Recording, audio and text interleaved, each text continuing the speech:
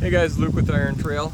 Today I'm going to show you how to do a simple dirt hole set. We're out here trapping for primarily coyotes, but there are some fox in the area. So here's a silage field that's been partially chopped and the rest is going to go for grain. We have a pasture over here, and then there's a little slough right there with some water, and then behind you there's just the fence continues on. So we're at kind of a corner here. This is where we can trap, and this is where we're going to set.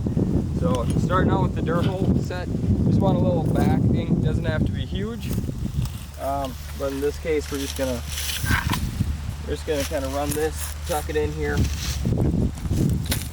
and we're gonna put our dirt hole like right here, right at the end of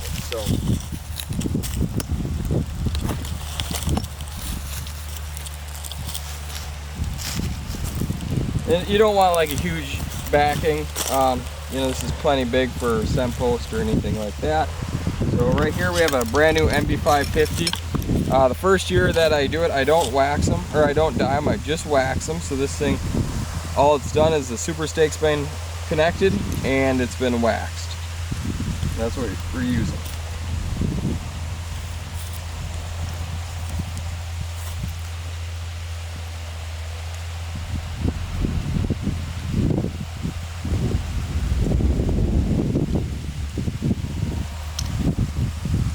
So starting out, we're just going to dig our hole.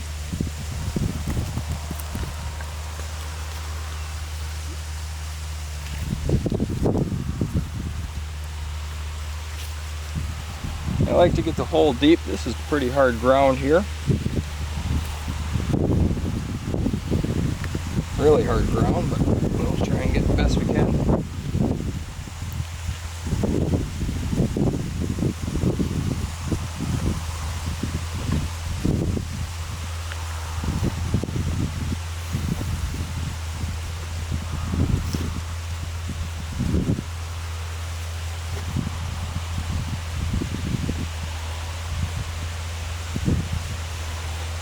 That should be good there.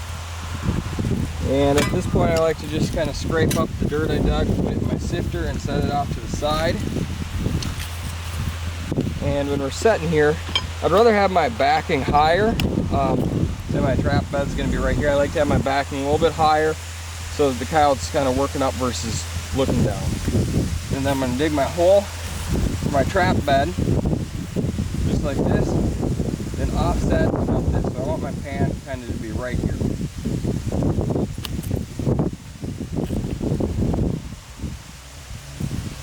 And then I do take a couple little chunks right where my stake's going to be drove into the ground, so I have a place for my chain to set.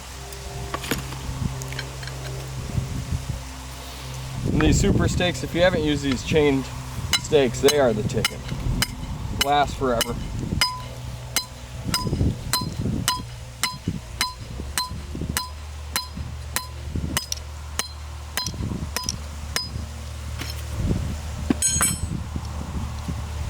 And then right here, got a little bit of pillow stuffing. Just tuck her in right under the pan like that. Doesn't take a whole lot, just enough to keep the dirt out. And then at this point, I just put in a little bit, just so we have something soft to work with. You're just gonna kind of want to just work it down like that till I get it stable. Back the jaws a little bit. You want to be careful not to put any rocks or anything like that inside the jaws. That'll cause you to lose coyote. And there, so that's solid. And we're just going to sift right over it.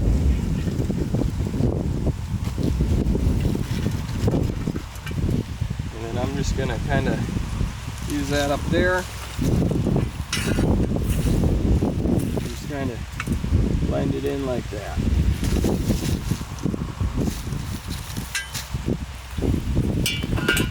So then at this point, these were our clean gloves that were used for the set making and handled everything with. At this point, we're going to switch to our lure gloves. You want to keep separate gloves just so the coyote cannot smell your, where you've been touching the trap, stuff like that. Prevent traps from getting dug up. And here's some coyote urine. Just give her a squirt on the log. Here's a new fresh bait I'm testing.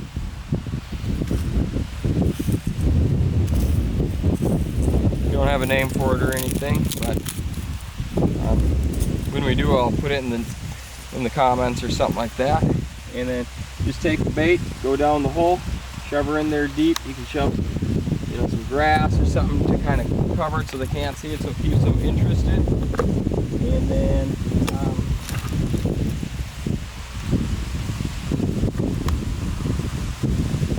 we'll run some of Milligan's Steppenwolf on this set.